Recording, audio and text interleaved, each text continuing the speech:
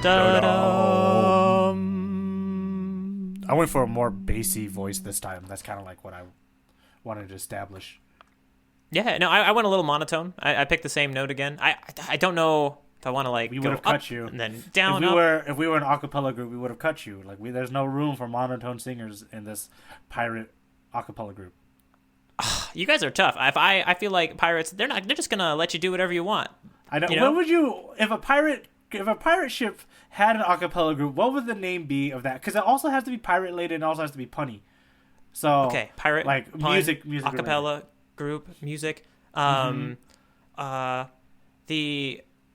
Crabapellas. Oh, I just put crab in front of acapella. It doesn't work, Eric. Don't give me such a nice O. That was ridiculous. You know I what? thought it was okay. The best I came up with was Crossbones and Harmony, which is just a straight up stealing of Bone Thugs and Harmony. Well, it's a good thing we are not solely a pirate pun-based podcast, and it's lucky that we are the Grand Line Tourist, a chapter by chapter examining or re-examining of Ichiro Oda's One Piece. I am Jacob Jarecki, the titular tourist, and you, my dear friend, are... I'm Eric Vu, the tour guide, and I have to say, Jacob, I'm very proud that you said yourself. You saved your name and then said your title. This time around, we're getting better. You know, I'm getting more comfortable. I'm traveling the world as not longer an anonymous tourist. I like to, I'm letting people know who I am. Right, and I'm proud of you of that. Okay, so let's get into it. This week we are doing Chapter 8, titled Nami. Why don't you tell us what the itinerary is, Jacob? Oh yeah, the itinerary for today is Luffy and Zorro are adrift at sea, and they're discussing how to navigate, and in particular, they're not really good at it. Yeah, and so Luffy, he just starts thinking about what he always thinks about, which is food, and he leaps up, tries to eat a bird, which separates him from Zorro. In the process, Zorro picks up some local drowning pirates who then try to take over his ship, but he seems to be just fine and puts them into, basically puts them to work rowing the ship for him. So I'm pretty impressed with Zorro there. What do you think? Yeah. Oh, yeah. These are pirates of Buggy, who is he's going to be a big player. Not too much in this chapter, but he's coming up. And after which we have Nami, who is a new character. She is basically told about in a flashback about how she tricked and stole the boat and the treasure of Buggy's pirates from earlier. Luffy, with his still attached to a bird that he really is trying to eat, I hope. He gets shot down. Winds up in I don't know. Does the town have a name in this chapter? That's a good question. I don't think it. I don't know a name offhand. Orange Town. So I'm gonna guess it's Orange Town. No, that sounds good. So Luffy gets shot down into Orange Town, where Nami, in order to get away from some of the pirates of Buggy, pretends that he is her boss, resulting in Luffy having to fight to get his get out of a bit of a scrap there. Nami's she's a trickster. That's everything essentially in this one. Oh yeah, no, it's a lot happens. We got a new character, we got a new town, we got some new pirates. It's everything you could want really, as far as like introducing a whole new like world to play around in. Yeah, and you know what? I think this is I thought the other chapters were funny, but this chapter's freaking funny. I think this chapter has so much good like visual comedy that I really liked a lot. So let's get into some of the discussion points that I have for us to talk about today. And the big one... Oh, yeah. And that was a teaser. OP Got Jokes is going to be great today. Yes, OP Got Jokes is going to be fantastic. So you got to stick around for that, our fellow listeners. My big discussion point one. Wow, okay, it's one of those days. Is this chapter is named after somebody, and that person's name is Nami. And let's talk about Nami. Let's talk about how she's introduced. What do you think, Jacob? What do you think of her?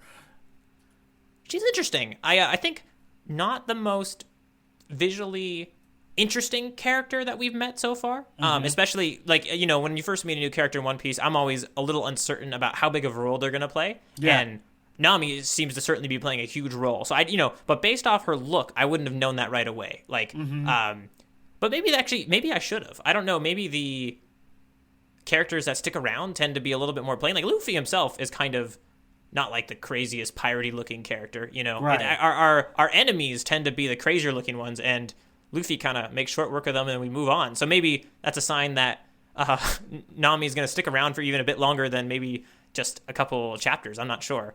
But that was kind of the first thing that rang to me. I don't know, maybe you, having been revisiting to this, what do you think of Nami's look in general? I mean, it's distinctive, but like maybe it was the face mostly that I just felt like was like, kind of generic anime-ish, or like generic manga face. I'm not sure. Right. Dude, I also think it's so funny because you brought up a point where, like, what if this is like a high-key meta, like, indie industry move of Oda to, like, make essentially a character that's easy to draw because he might have to draw it a lot. No, that's genius. This is the business of manga. Like, what I'm thinking, right? Like, if it was me, I was like, you would draw a design that you really like, but the mere fact that you know that you're gonna have to draw this character a lot, maybe you're like, shoot, let's. Because I've seen other manga artists comment on like, man, I shouldn't have made this character like this. Like this was hard. It took a long time to draw, and it always did, which I think is really funny. But I don't know if that's really the answer. I think she is purposely kind of drawn like that, especially in the beginning arc. She does morph later on. Like, she definitely changes later on in the story and all that good stuff. I thought characters in mangas aren't allowed to ever change their look. One set of clothes for life. Right. One set of clothes, one set of age. The story never ends. Ash Ketchum never grows up. Sort of deal, right? But no, Nami would be one of the changes for sure. But at least these original designs I do miss. It's been a long time since I've seen Nami just like this, which is just, I'm gonna say it, just regular human body proportions at least. Later on, she doesn't stay that way. But it's just right now, at least, she's fun. I think this is a very good chapter of introducing her in the sense that she is fun and she's very clever. I think her design is kind of built like that, where she's very cute and very disarming, which is why she can steal from you and make you look like a fool. Oh yeah, I know. It was quite easy to do, right? She just kind of like, hung out in the boat for a little bit. Some, crazy pirates jump in. She jumps into their boat. Boom, done. Really fast. Yes, and it was great. One thing I really wanted to touch on was because like that's our big introduction is this flashback that these pirates are recounting, which I assume was only happening like an hour after it actually happened, right? But Nami not only tricks them and steals their boat full of treasure with her own little dingy with no treasure, she also like leaves them to die in a storm that she knew was coming. Like it establishes, like he was trying to be as efficient as he can in this flashback of saying like, I want this girl to be very clever, establish that she likes to steal from pirates and likes to steal money, and that she's also a great navigator. How do I do all of that? That's how you do it. Oh yeah, and I guess this is actually a quick chance to pull out. I think I was calling it like JPC, Jacob's Prediction Corner. Yeah. But I actually think I like. You mentioned tinfoil hat. I think we should call this tinfoil time. I got tinfoil time coming your way. This isn't exciting as some other tinfoil time segments, I think, but Nami as their navigator, it seems like they're making it pretty obvious that that's what's going to happen. Oh, this is your tinfoil. That's your tinfoil moment right there. Okay. Oh okay. Yeah. No. This is an easy one. I just wanted to throw it in there. Oh. Okay. You know what? I'll give you one more because I actually thought of another one. I don't know how ridiculous to get with these tinfoil times yet, but this one's fun. So.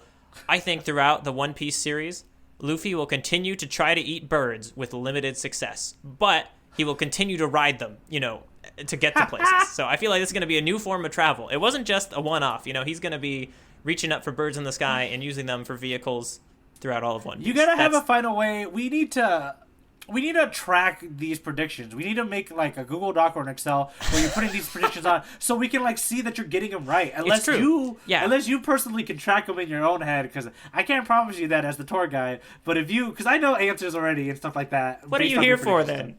Eric, if not to be the tour guide that keeps track of tinfoil time predictions. Yeah, no, tinfoil time. We're gonna have to figure out a way to track it, but I think that'd be fun. No. We're gonna get a Google Doc up, people, and it's gonna be very exciting. Right, but I like that. Okay, your prediction: Nami is a navigator, and Luffy's gonna continuously attack birds, but rather than eat them, he's gonna end up riding them. Yeah, Nami is a navigator, not so exciting. But you know what? I think to be honest, I was wrong before. I thought Kobe might have been the navigator, and it doesn't seem like that's panning out. So who knows? It maybe is more of a bold prediction than I think it is, but I'm not sure. Especially with what you were saying about how Ichiro was doing such a great job in such a short period of setting us up as she knows about the seas and the navigation because she could predict that those pirates were going to get destroyed by a storm, and it happens, Yeah, I think what I also love about her in this chapter too is that she makes all the boys in this chapter look stupid. Like, my God. She does. Everybody, all the pirates are idiots in the light of Nami, man. She stole for those three, leaves them to die, and she laughs about it, which is super funny. And then she does the same thing for Luffy. She shows him, she calls him boss, and that's just enough to, like, oh, yeah, it seems... It almost seemed ridiculous. And then they're like, oh, he's the prize one, let her go. Because we're going to get the boss. Right. Like, we're going to beat him. I might have missed it in the itinerary, but we know at this point that she has the map to the Grand Line, right? Yeah, a map of the Grand Line, or whatever that's supposed to mean. Right? Yeah, like, and so I feel like those pirates were particularly stupid because I think that's the more valuable thing than Luffy. But, they're pirates, so we can forgive them. And Luffy's Luffy, so you can forgive him too.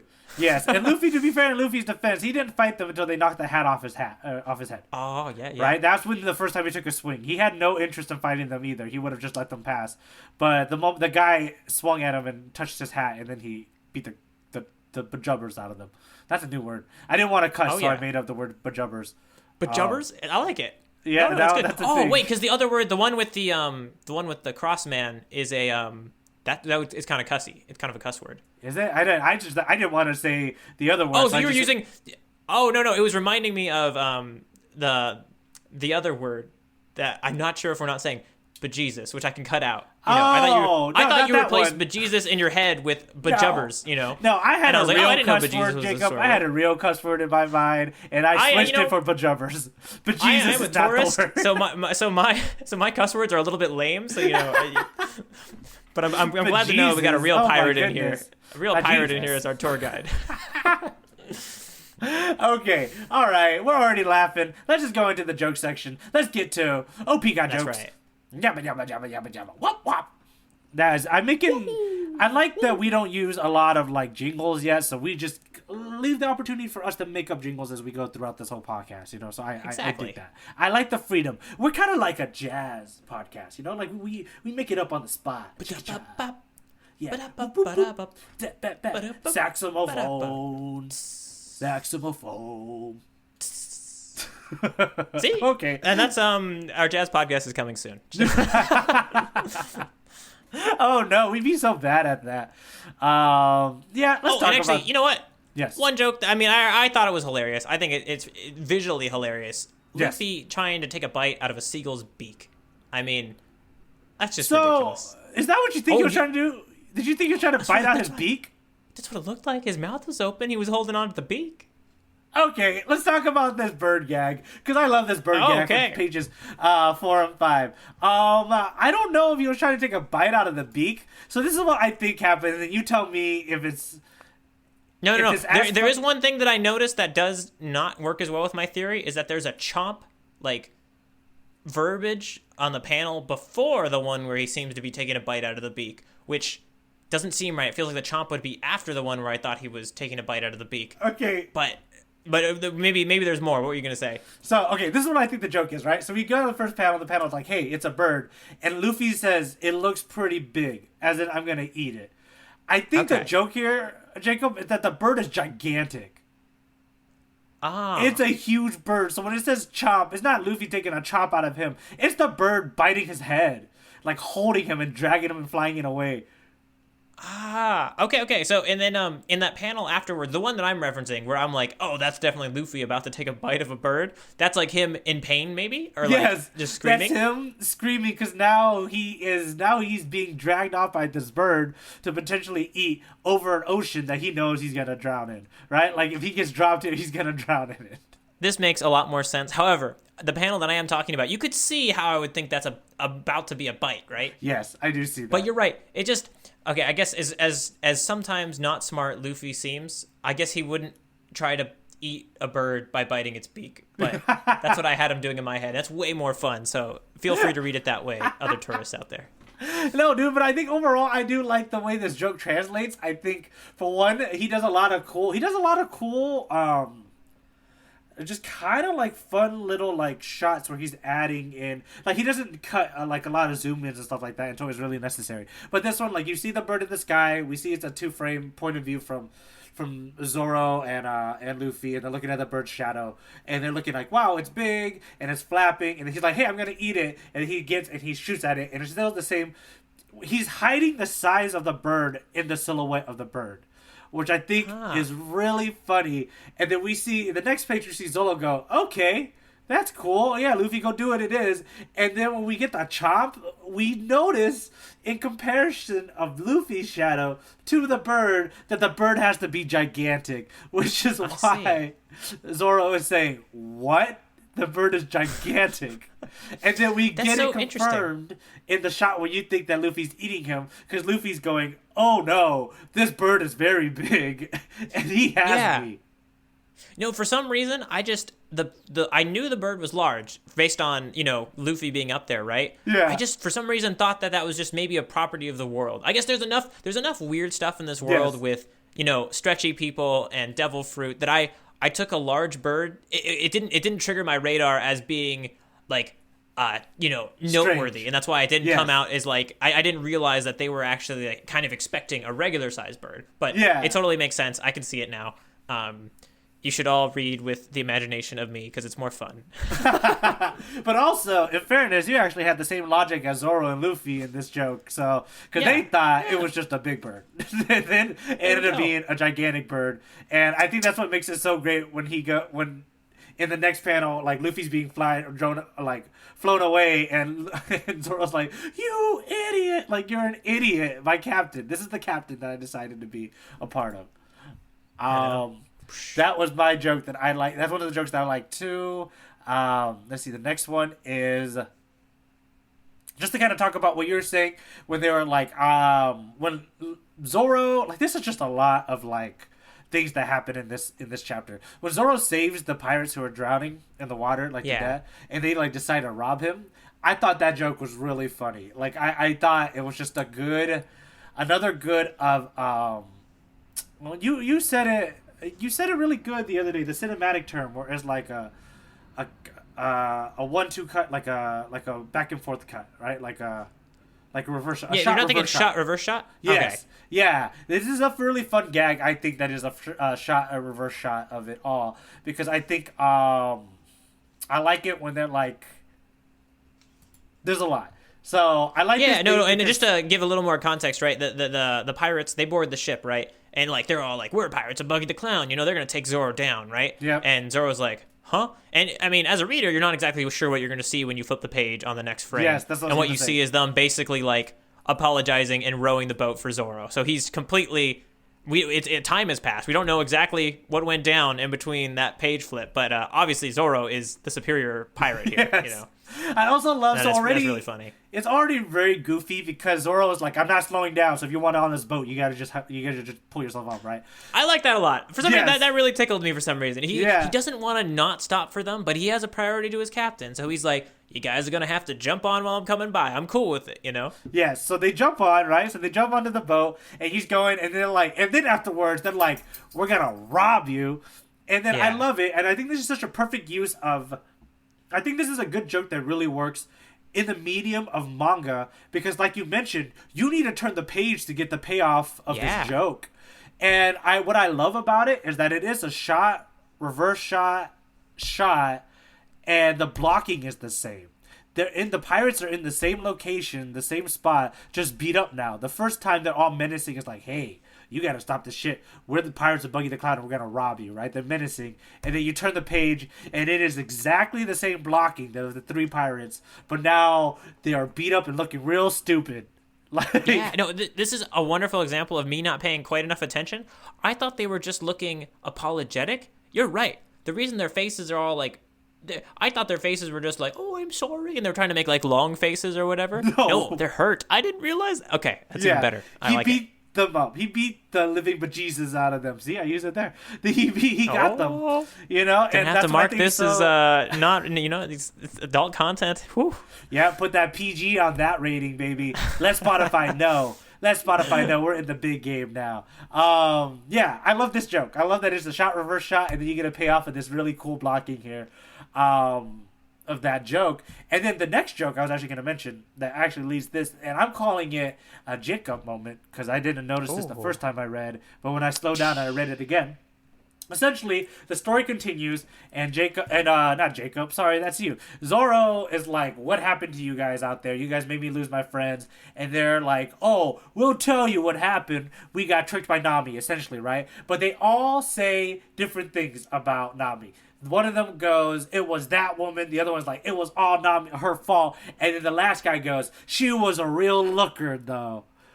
Okay, so this isn't the Jacob moment. The Jacob moment is that when you go to the next page, when we talk about, listeners, if you guys have been following us for this long, we talk about the blackout pages when they do flashbacks, right? The beginning of the next page has a corner. The top right hand corner is still white because they haven't fully merged into the flashback yet, and it's actually the guy is starting the story of the flashback, but the other two, one guy is socking the other guy for calling Nami a looker. I saw this just recently as well. I caught this on like a second little quick flip through just to review before we did the podcast, and I saw this as well, and I was fascinated because I originally kind of wasn't a fan of the looker line. I was like, sure, you can call a new Nami character a looker, whatever. That's sure. She's kind of a femme fatale, and then like, oh no, but this other pirate's gonna beat him up. Like that's not appropriate, Yeah. I was like, yeah. Or I think I think he beat him up for being like that. You idiot! That girl almost killed us. Why are you like? You're attracted to somebody who just killed us. You know what I mean? Like, yeah, no, that's a good point, too. Like, you should not really have any, good, positive feeling towards this person that just ruined our day. Yeah, so I thought that was such a funny joke. And the reason why I thought it was a funny joke is I thought of you when they talked about Zorro's flashback, they mentioned how Kyuna was a looker. It was the same dumb line. Yeah, she's a looker though. She's a looker though, right? And I thought, like, what a dumb line. I'm gonna mention this when we record. And then I saw the payoff on the next page. I'm like, oh, this is really funny now. That's really cool.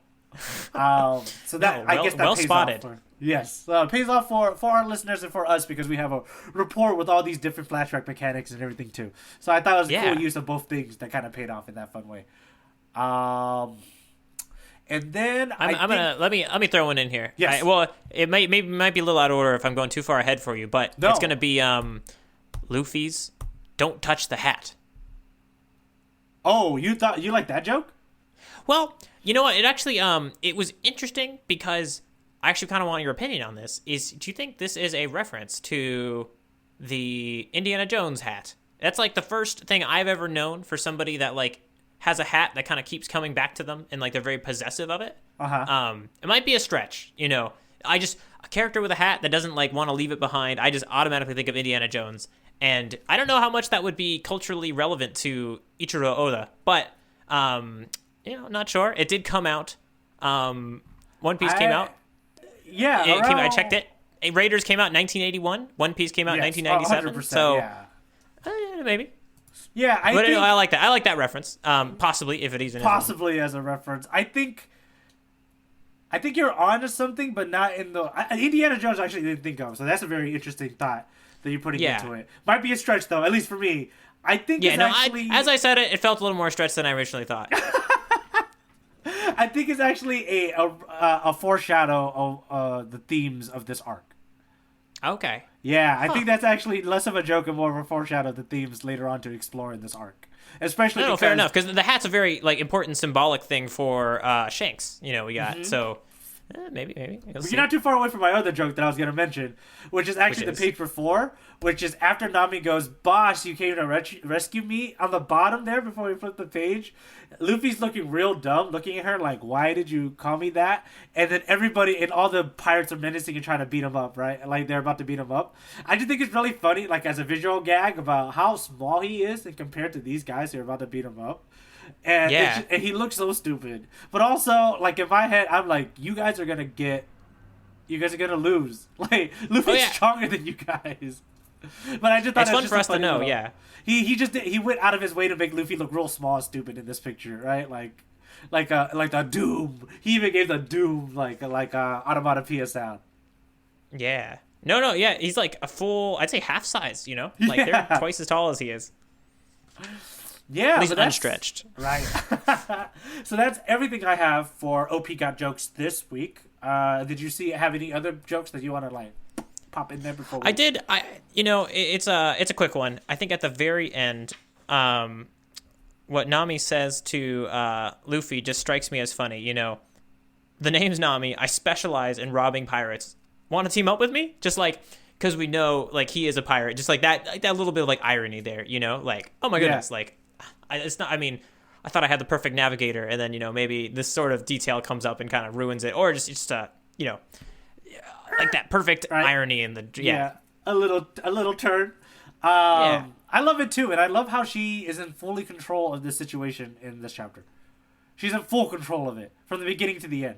Even like the fact that like Luffy gets shot down from a cannonball that Luffy the pirate's ship shoots for fun, for whatever reason, right? And he falls in front of her, and she still used it to her like advantage as opposed to being like, "What's happening?" She's like, it's definitely a different style. Like Luffy, as far as what happened to him in this chapter, he went up for food, and he came down, and then got blamed for like a robbery. Right? Luffy's day is very strange. Nami's life makes a little bit more sense than Luffy's does. She has a plan. It's and I think it's really cute and funny for her to come back and be like, "Hey, let's team up." I specialize in robbing those pirates. Let's do it, man. What I think is a fun little end to this chapter. Definitely. All right, let's do it. Let's move into the next part, the fighting part, the violent part. Our panel battle.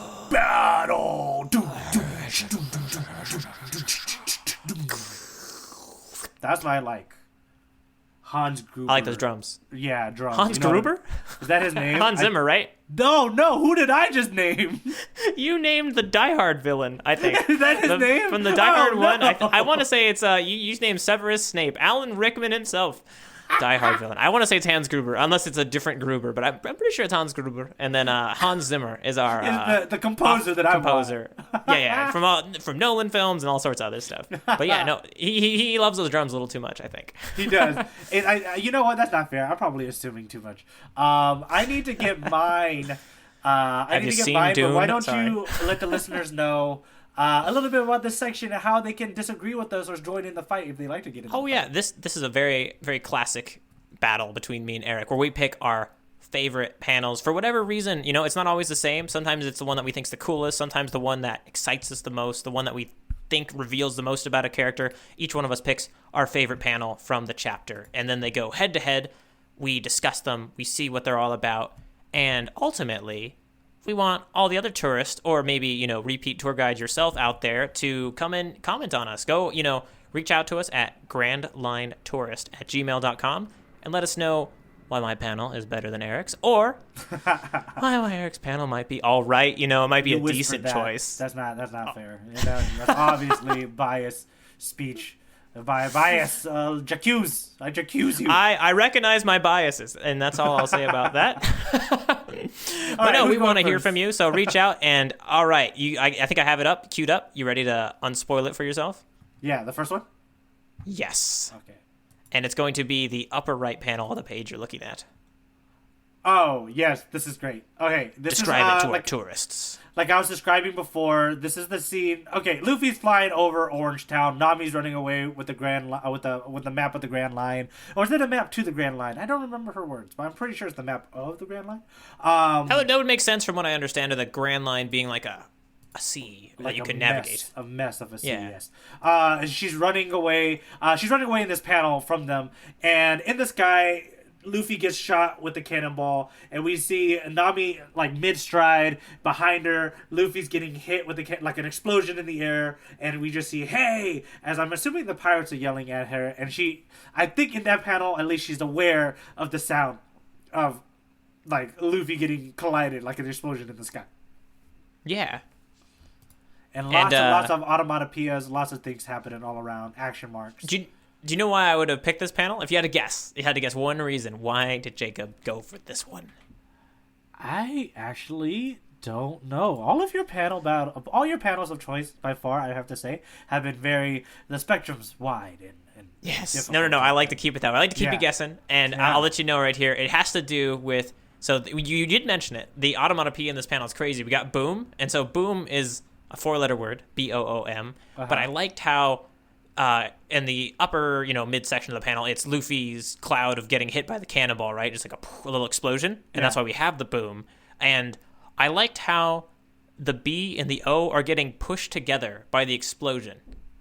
It's that's like they're really cool. getting, yeah.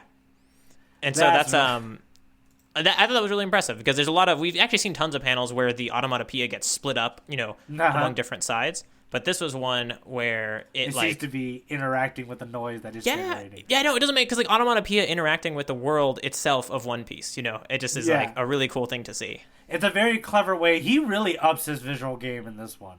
In this chapter, it's like off the walls, man. Because my panel, I kind of like for similar reasons, and you'll see why once I show it to you too. But I like, that's really cool, man. That's a cool. Wow. Yeah, no, it was. I had some other panels in the chapter I really like, but I saw that and I couldn't let it go. That's really dope. Wow. Okay. All right. Can I show you mine now? Yes, please do. Even though, not like anyone's gonna pick it. That's a pretty good. Once you say the reasoning, I get a lot. I have marked it for you. All right. So we got the bottom third of this page. This is This is right where Zorro is attempting to chase down the Luffy running away with the bird that he may or may not have been trying to take a bite out of the beak. And in the panel before, we just had Zorro say, I can't just grab on and climb in to the pirates that are, drowning in the water. And so we have an oomph and a whoa and a slap as far as our onomatopoeias, and a whap, actually. And we got the three pirates trying to grab onto this boat as Zorro just, is not slowing down at all and paddling super fast to go chase after Luffy. And I think the delightful thing that I'm going to guess is just, I think you really like the way these pirates are stretching all over the place to grab onto the boat, right? We got legs completely like in U shapes. You can kind of like make out their hair, but it's pretty wild. All of it is just cartoon. It's Looney Tunes, man. All of it's crazy. Yeah. Like, for Zorro to actually be going this fast in water in a rowboat is nuts, right? They're acting like he's speeding off 90 miles an hour in water. Oh, my mind made sense of that. I felt like if anyone was going to be paddling through the water fast, it would be Zorro. But you're right. Yes. It is like the zoom lines on this panel. Like, he might as well have been like entering light speed. Yeah. And I think I just love how like the action and like the way the I don't know, the sticky thing that holds the sail, the mast, is that what it is? I love how it's bending to the velocity that Zorro is apparently rowing this boat, right? And then like it's just, all of it is just so good, and you kind of see, you can track it so well from right to left on like the speed and the strength, and then like what you described of the pirates like flailing and everything. I just love it all, and I think it's such a fun action little panel, and it captures the moment. Like, it translates so well. I can feel how fast he's going, and I think it even pays off when you get to the next panel, and then like, you would have left us to die because you were going so fast. When you told us to just jump on, we thought you were at least gonna slow down. You are a jerk, right? Like, yeah. No, they all got in the boat. Zorro knew the speed to go, just a click or two above maximum hyperspace, apparently. Yeah, so that's why I liked it. Yeah, you got it, man, and that's what it is. That's why I like that panel so much. No, that's a beautiful panel. And you got to let us know, all the tourists out there, what your ultimate opinions on our panels are, because we don't really know if we're good at picking panels. We think we are. We got our reasons, but until our reasons meet the public sphere, yep, they're meaningless. It doesn't exist until there's a poll, right? And if you don't say it and make a Twitter poll, it's not real. Right? What is a fight that is not viewed by anybody? What is a love poem not said to the lovey? A creepy note in a shoebox.